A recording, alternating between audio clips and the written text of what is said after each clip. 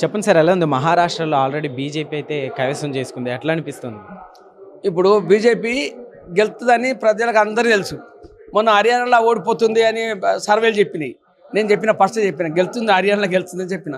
ఈసారి election vote కాకముందు, ప్రచారం ముందు 20 రోజుల ముందే నేను డిక్లేర్ చేసిన బీజేపీ అక్కడ గెలుతుంది, 100% గెలుతుంది, 100-200 మీద సీట్లు వస్తాయని చెప్పిన కంపల్సరీ. ఇప్పుడు అది ఆల్రెడీ మన 125 మన బీజేపీ ఒక సింగిల్ వచ్చేసింది, వాళ్ళది మొత్తంతో 220 దాకా వస్తున్నాయి మనకి. అది కాంగ్రెస్ వీక్నెస్ జనానికి తెలిసిపోయింది. కాంగ్రెస్కు ఓటు వేయరని ఎవరు తెలిసిపోయింది. అప్పుడు నెహ్రూ కాన్సెల్ కూడా వాళ్ళు హిందువులకు మోసం చేసిర్రు, జనానికి మోసం చేసిర్రు, హిందువులకు ఆపరేషన్ చేసి ముస్లింలకు చేయకుండా అదొకటి తీసుకొచ్చారు. అప్పుడు అది అన్ని పబ్లిక్లకు యూత్ అంతా తీసుకుపోతారు. యూత్ జనము ఇప్పుడు చదువుకున్న పిల్లలకు ప్రతి ఒక్కరు తెలిసిపోయింది మన ఇండియా గవర్నమెంట్ ఏం చేస్తుంది. నరేంద్ర మోడీ గారు ఏం చేస్తుర్రు, బీదలకు ఏం చేస్తుర్రు, దళితులకు ఏం చేస్తుర్రు. ఇప్పుడు గుండా వాళ్ళకు రాజ్యాలకు మనం ఇప్పుడు ఒకటి యూనివర్సిటీ పెట్టిరు, మొలుగుల యూనివర్సిటీ పెట్టిండు. ఎందుకంటే ఈయనకు జనము ఇక్కడ జరిగే ఎమ్మెల్యేలు ఎంపీలు మరి నరేంద్ర మోడీ గారికి ఇది కావాలి అంటే ఇమ్మీడియట్ శాంక్షన్ చేస్తుండ్రు. అది కాంగ్రెస్ గవర్నమెంట్లో లేదు. అది వాళ్ళు ఏమైనా కమిషన్ దీన్ని నేర్చి జనానికి మొత్తం 20% 30% కమిషన్ తీసుకుంటు కాంట్రాక్టుల దగ్గర. వాళ్ళు రోడ్లు వేసుడు, రోడ్లు అప్పుడే కూలిపోవుడు, ఇవన్నీ జరిగేది జనానికి తెలిసిపోయింది. ఇప్పుడు ఎన్ని వేల కిలోమీటర్లు వేసిండు నరేంద్ర మోడీ రోడ్డు. ఈ ఇండియాలో ఎన్ని రైల్వేలు వచ్చినాయి, ఎన్ని రైల్ స్టేషన్లు వచ్చినాయి, ఎన్ని రైళ్ళు వచ్చినాయి, ఇవన్నీ జనానికి తెలుసు. మోడీ గారు ఓపెన్ చేసేటప్పుడు చెప్తుండ్రు. వీళ్ళు కాంగ్రెస్ వాళ్ళు ఏం చేస్తారంటే రాయి బాస్తారట. ఆ రాయి బాతి ఒక 10 ఏళ్ళు 5 ఏళ్ళ దాకా దానిలో కట్టరు, కన్స్ట్రక్షన్ చేయరు. ఏదైనా కట్టేది యూనివర్సిటీలు కానీ ఏది కానీ. మోడీ గారు ఏం చేస్తారంటే ఓపెనింగ్కు చెప్తుండు, ఇది ఓపెన్ అవుతుందండి. ఇది యూత్ మొత్తం తెలిసిపోయింది జనానికి. ప్రతి ఒక్క యూత్ చదువుకునే పిల్లలు ఇప్పుడు 18 సంవత్సరాల నుంచి వెళ్ళి 35 సంవత్సరాల పిల్లలంతా నరేంద్ర మోడీ గారికి ఓటేసారు. ఇంట్లో పిల్లలను వాళ్ళ అమ్మను నాన్నను ఒప్పించి, ఎందుకంటే నేను కదా, నేను మహారాష్ట్ర పోయాను, నేను 5 days ఉన్నాను అక్కడ. 5 days 3000 కిలోమీటర్ల దాకా ఎక్కువ తిరిగాను నేను ఆడ. ప్రతి ఒక్కరిని రైతుల దగ్గర పోయి మోడీ గారు బాగా చేస్తురండి, మాకు దానికి మన యూరియాకి ఇట్లా ఇస్తుండు, రైతులకు ఇట్లా ఇస్తుండు, జనానికి అంతా మంచిగా చూస్తుండ్రు. కొంతమంది తెలివి తక్కువ వేస్తున్నారు దానికి ఓటు. కానీ అది ఎవరు కంపల్సరీ తెలివి ఉన్నోళ్ళు, బాగా నాలెడ్జ్ ఉన్నోళ్ళు కంపల్సరీ బీజేపీకే ఓటేస్తారు. ఎందుకంటే మన దేశంలో ప్రపంచ దేశాలలో ఒక హిందూ దేశం, ఒక భారతదేశం ఒకటే అని జనాన్ని తెలిసిపోయింది. భారతీయులంతా ఒకటే అని నినాదం మీద. ఇప్పుడు ముస్లింలు కూడా భారతదేశంలో ఉన్నారు కాబట్టి వాళ్ళు కంపల్సరీ మంచిగా సేఫ్గా ఉండాలంటే వాళ్ళు కూడా బీజేపీకి ఓటేయాలి. క్రిస్టియన్స్ కూడా బీజేపీకి ఓటేయాలి. ఎందుకంటే మన కేరళలో 20,000 అమ్మాయిలను తీసుకుపోయి వేరే దేశాలకు మన క్రిస్టియన్ అమ్మాయిలను వాళ్ళ సినిమా కూడా తీసారు కదా, కేరళ ఫైల్. వాళ్ళకి మనం ఏం చెప్తాం? ఇక వాళ్ళు మళ్ళీ మన ప్రియాంక గాంధీకే ఓటేసారు. ఇక మనం దానికి వాళ్ళు ఏం చేయలేం. వాళ్ళ నాశనం వాళ్ళే కోరుకుంటారు కాంగ్రెస్ ఓటేసి. బీజేపీకి ఓటేస్తే సేఫ్ ఉంటుంది, జనం మంచుకుంటారు. ప్రపంచ దేశాలు, పక్క దేశాలు కూడా భయపడుతున్నాయి. ఈరోజు నరేంద్ర మోడీ గారికి భయపడుతున్నారు, వాడు రావన్నట్టు భయపడుతున్నారు. మన ఏం జరిగింది ఇక్కడ వెస్ట్ బెంగాల్ ఏం జరిగింది అర్థమైంది కదా. ఆమె కూడా అది బంగ్లాదేశ్ వాళ్ళకు మీ ఇష్టం ఉన్నట్టు రావచ్చు పోవచ్చు అంటుంది. ఆమె కూడా నాసిరికాల దగ్గరికి వస్తే ఎప్పుడోసారి ఆమె కూడా దెబ్బేస్తారు.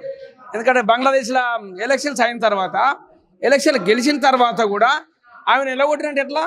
ఇప్పుడు ఇక్కడ పరిస్థితి కాంగ్రెస్ గవర్నమెంట్ కూడా గట్టినే, రాష్ట్రాల్లో గట్టినే చేస్తారు. చూడండి ఏం జరుగుతుందో. లాస్ట్కి వాళ్ళు ప్రతి ఒక్కరు కూడా గమనిస్తున్నారు, యూత్ గమనిస్తున్నారు. బీదోళ్ళు మన పాపం మంచి ఇండ్లు కూడా కొడుతున్నారు బీదోళ్ళు. వాడు లోన్ తీసుకొని వాడు కిరాయికి ఉంటాడా, వాళ్ళు చేపలు పట్టుకునేటోళ్ళు, వీళ్ళు పాపం ఆడ దగ్గర ఉంటారు కదా, వాళ్ళందరికీ ఇండ్లు కూలగొట్టి. జార్ఖండ్లో కొంచెం వెనకబడిపోయి ఉంది అంటున్నారు సార్ బీజేపీ. మనం చూసుకుంటే కాంగ్రెస్ ఆధిక్యం సాధించింది. సో ఏం చెప్తారు? ఇప్పుడు జార్ఖండ్ అంటే ఇప్పుడు వాళ్ళు పథకాలు ఎక్కువ ఇస్తున్నారు. ఆ పథకాలకి పేదలు ఏం చెప్తారంటే పాపం నాకు నెలకు 500 వెయ్యి ఎక్కువ ఇస్తారు కాంగ్రెస్ వాళ్ళు అని ఓటేస్తారు. ముందు పోయే భూకంపాన్ని వాళ్ళు గుర్తుపడతలేరు. వాళ్ళు ఎందుకంటే జనము ఆ భూకంపం వచ్చేది వీళ్ళు గుర్తుపడతలేరు. వాళ్ళ అదృష్టం, వాళ్ళ నాశనం వాళ్ళే కోరుకుంటారు, మనకు సంబంధం లేదు ఆ విషయం. వాళ్ళు జనము ఎప్పుడైతే నాలెడ్జ్ పెరుగుతుందో అప్పుడు మోడీ గారు ఏం చేస్తుర్రు, మనకు సేపుగా ఉంటాడు. అప్పుడున్న రజాకారులు వాళ్ళు వచ్చి మళ్ళీ వాళ్ళు ఇప్పుడు ఉన్న దాని గురించి వాళ్ళు మర్చిపోయి ఫ్యూచర్ గురించి మర్చిపోతుండ్రు. మన పిల్లల గురించి, మన పిల్లలు ఎట్లా బతకాలి, లాస్ట్కి ఏం చేయాలని వాళ్ళు అప్పుడు మందం వాడు 500 1000 2000 ఇస్తే వీళ్ళకి ఓటేస్తుర్రు. ఆ ఓట్లు వేసి తర్వాత ఏం జరిగేది వాళ్ళకి తెలుసు. ఇప్పుడు కర్ణాటకలో ఏమైంది, వాడు ఏళ్ళు నరుక్కున్నాడు. ఇంకోసారి నేను నా జీవితంలో కర్ణాటకలో ఏళ్ళు ఒక పెట్టి నరికేసి నా జీవితంలో నేను తప్పు చేసిన కాంగ్రెస్ కోటేసినాన్ని ఇవన్నీ గమనిస్తున్నారు జనం. ఇప్పుడు ఏంది బస్సు ఫ్రీ అన్నాడు. బస్సు ఎవరికి ఫ్రీ ఉంటుంది? ఎవరికి ఫ్రీ లేదు.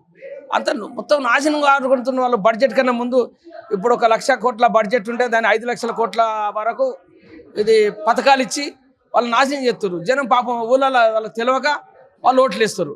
కొంతమంది ముసలి నాకు 2000 వస్తున్నాయి 3000 వస్తున్నాయి సంతోషంగా ఎత్తారు.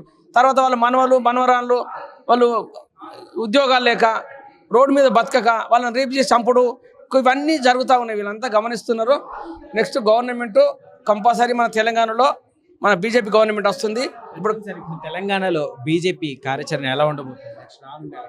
Compulsory next government BJP. ఎందుకంటే ప్రజలంతా ఆలోచిస్తారు. ప్రజలు మొన్న ఏం చేసినట్టే సోనియా దేవత మాకు ఎలక్షన్ ఇచ్చింది అది ఇది అని చెప్పారు కదా. ఇది మన గవర్నమెంట్ తెలంగాణ ఇచ్చింది దేవత అది ఇది అని ఇస్తే పోనీ అని అందరూ ఒకసారి మొన్న వేసారు. అయితే వాళ్ళు అనుభవిస్తారు. ఇప్పుడు వాళ్ళ జీవితంలో అసలు ఎందుకు వేసి రాబోటు అంటారు ఊళ్ళలో. నేను ఊళ్ళు మొత్తం తిరుగుతా కదా, నేను కాన్స్టిట్యూన్సీ మొత్తం తిరుగుతా. నేను మొత్తం ఇక్కడ తెలంగాణలో ఎక్కడ ఏం జరిగేది మొత్తం తిరుగుతా. వాళ్ళు కంపల్సరీ ఎందుకు వేసినావు ఇది కాంగ్రెస్కి ఎందుకు వేసినావు ఓటు అని వాళ్ళు బాధపడతా ఉన్నారు. ఇప్పుడు ఇన్ని రోజుల పరిపాలన ఎలా అనిపిస్తుంది? మీకు ఎలా ఉంది ఇక్కడ మన తెలంగాణ? ఇప్పుడు నాకన్నా ఎక్కువ మీకు తెలుస్తుంది. మీరు ఎందుకంటే జనం మీరు మీడియా వాళ్ళు మీ అంతా మాకు తెలియదు. మీరు రోజు ప్రజలు ఏం బాధపడేది ఏం చేసేది జనానికి ఏం చెప్తున్నారు, వాళ్ళు చేస్తురా చేస్తలేరా? వీళ్ళు ఉట్టిగా మాటలు చెప్తుర్రు. అది ఒక పని చేయవో ఒక పని చేస్తుర్రు. ఇక్కడ వానికి ఆ పథకాలకు చేతగాక మా దగ్గర డబ్బులు లేవు, ఈ పథకాలు మేము చేయలేము అని ఒకసారి అనుమతి చెప్పిపోతుంది. వాళ్ళ ఆశ కాడి వీళ్ళు పాపం వాళ్ళు ఆటో వాళ్ళు ఏడుచుడు. మాకు ఆటోలకు బస్సులు ఫ్రీ ఉన్నాయని వాళ్ళు వేసుడు. ఇవన్నీ చిక్ అవుతున్నాయి. అంత వీళ్ళు పాపం జనం ఆలోచించుకోలేకపోతుంది. ఎందుకు వేసినావు రా ఓటు అని తలకాయలు కొట్టుకుంటారు. మన బీజేపీకి వస్తే అయిపోవని నేను ఊళ్ళలో తిరుగుతా కదా. చాలామంది కాంగ్రెస్ వాళ్ళు అందరూ పాపం ఊళ్ళలో చెట్ల కింద కూర్చుంటారు కదా. చెట్ల కింద కూర్చొని నాది హుజరాబాదే చెట్ల కింద కూర్చొని మాట్లాడుతూ ఉంటారు. ఎందుకు వేసిన రా తలకాయ కొట్టుకుంటారు. ఎప్పుడు గవర్నమెంట్ పడిపోతే బాగుండన్న ఆలోచన కొద్ది ఉన్నారు వాళ్ళు. ఇప్పుడు నెక్స్ట్ జనవరి ఎలక్షన్స్ పెడతారు కదా, దీనికి తెలిసిపోతుంది రిజల్ట్గా. మీకు అందరికి మీ మీడియా వాళ్ళకి అందరికి జనానికి మొత్తం మంది తెలిసిపోతుంది. ఇప్పుడు మీడియా వాళ్ళు మీరు ఏం చేస్తే మీరు కూడా దయచేసి మీడియా వాళ్ళందరికీ కూడా చెప్తున్నా, నిజాయితీగా ఇది జరుగుతుందని మీడియా ముందు పెట్టండి, గవర్నమెంట్ ముందు పెట్టండి. మీరేం ఎవరికి భయపడద్దు. ఇప్పుడు రేవంత్ రెడ్డి ఏం చేస్తుండ్రు, ఎవరిని పడతామని తిడుతుండు. ఎవడో యూట్యూబ్ ఛానల్ ఎవడో పిచ్చకుంటున్నాడట, వాళ్ళ సంగతి చూస్తా నన్ను మీడియా అంతా ఫోకస్ చేస్తున్నారు. పిచ్చకుండా చిన్న ఛానల్ అట అంటుండ్రు. చిన్న ఒక గుండు పిన్ను గుచ్చుకుంటే కాలు కొట్టేస్తున్నారు.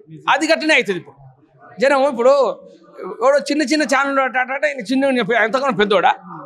ఇవన్నీ ఆయన గురించి చరిత్ర చెప్పొద్దు, ఆయన గురించి ఇప్పుడు చెప్పొద్దు. నేను చెప్తాను ఆయన కూడా ఎన్ని ల్యాండ్లు కబ్జా చేసిండు అని ఇవన్నీ చెప్తాను నేను. మావి కూడా కొన్ని కబ్జాలు ఉన్నాయి. తర్వాత ఇప్పుడు ఎలక్షన్స్ వస్తున్నాయి కదా జనవరిలో, ఎలక్షన్ అయిపోయినాక చెప్తాం ఆయన గురించి. ఇప్పుడు ఏం మాట్లాడదలుచుకోలే. రీసెంట్గా చూసుకుంటే మనం బీజేపీలో ఎక్కువ సనాతన ధర్మాన్ని ఎక్కువ ఫాలో అవుతూ ఉంటారు. అయితే రీసెంట్గా రామ్ చరణ్ గారు దర్గాకి వెళ్ళటం జరిగింది కదా, సో దాన్ని ఎలా చూస్తారంటే ఏం చెప్తారు? ఇప్పుడు హిందువులు కనుక ఆయన సినిమా చూడకపోతే ఆ రోడ్డు మీదకి వస్తాడు. అది కాదు బొట్టు దిరుసు వేసుకొని ఎవడన్నా దర్భగా మొక్కుతాడా? దర్గాకు మొక్కుడే తప్పు. సచిన శవానికి మన హిందువుల 100 మందిని చంపిన వాళ్ళందరికీ ఒక దర్వాలు పెడతారు. వాడు అమీర్ ఖాన్ అని పెడతారు. వాళ్ళు 100 మంది హిందువులు ఎవడైతే చంపుతాడో వానికి ఒకటి గుడి కట్టిస్తారు. దాన్నే మసీద్ అంటారు. అది ఇప్పుడు తెలియదా? రామ్ చరణ్ పెద్ద తోప. వాడి సినిమా ఎవడు చూడు. హిందువులు వాడి సినిమా చూడనప్పుడు వాడు రోడ్డు మీదకి వస్తాడు, వాడు డైరెక్టర్లు రోడ్డు మీదకి వస్తారు, వాడి నిర్మాతలు రోడ్డు మీదకి వస్తారు. వాడి సంగతి ఇప్పుడు ఎందుకు? ఇప్పుడు సనాతన ధర్మం మీద పోతున్నావు నువ్వు. ఆ బొట్టు పెట్టుకుంటే సినిమాలు తీస్తున్నావు. ఆడ పోయి బొట్టు తీసేసి వాడిని మొక్కన్నాను. వానికి ఏఆర్ రెహమాన్కి అభిమానం ఉంటే దగ్గర దూరం ఉంటే అంతో దీను. కానీ ఇది బొట్టు తీసేసి తుర్తా అంటే జనం చూస్తారా? నేను పిచ్చాలా? మీరంతా ఫోటోలు వీడియోలు తీస్తున్నారు. మీరే కదా బయట పెట్టేది. మీడియా అందరు చూస్తున్నారు. చిరంజీవి ఇప్పుడు ఇవాళ డబ్బు సంపాదించారు. డబ్బు ఎన్ని రోజులు ఉండదు. వాడు చచ్చిపోయిన ఇప్పుడు జయలలిత ఇక్కడ 500 ఎకరాలు ఉన్నది. చచ్చింది మొత్తం. అది కూడా తిన్నాడు. వీళ్ళు ఆస్తులు కూడా గట్లే పోతాయి. ఎందుకంటే సనాతన ధర్మం ఇప్పటిది కాదు, ఎన్నడదో క్రీస్తు పూర్వం అంటాడు. క్రీస్తు ఎవరో తెలియదు మనకు. ఇప్పుడు మన మసీదులు అది తెలుసా మనకు? ముస్లిమ్స్ మన భారతదేశం హిందూ దేశం కాబట్టి వీళ్ళంతా బతకచ్చిన వాళ్ళు. బతకచ్చి మనోడు తుపాకితో కలవంగా భయపడి వాందిక్కుండి చిక్కు అయిపోయినారు ఆ జనము. అందుకే ఇప్పుడు ఒకటి ఆలోచిస్తున్నారు హిందువులు అందరూ ఒకటే. అరే మన అందరం ఎలక్షన్ అప్పుడు ఒక దిక్కుండాలి రాబాయి. గవర్నమెంట్ మోడీ మనకు అండగా ఉన్నాడు, మేము బయట దేశాలు రాకుండా చూసుకుంటామని అదొకటి వాళ్ళు ఇదన్నీ కంటిన్యూ చేస్తూ ఉన్నారు. మీరు ఆలోచించాలి. దయచేసి హిందువులకు ఒకటే చెప్తున్నా, మన భారతదేశానికి ఒకటే, మన బీజేపీ గవర్నమెంట్ ఒకటే, పువ్వు గుర్తు ఒకటే అని ఆలోచించుకొని దానికి ఓటు వేయగలని నేను కోరుకుంటున్నాను. జై హింద్.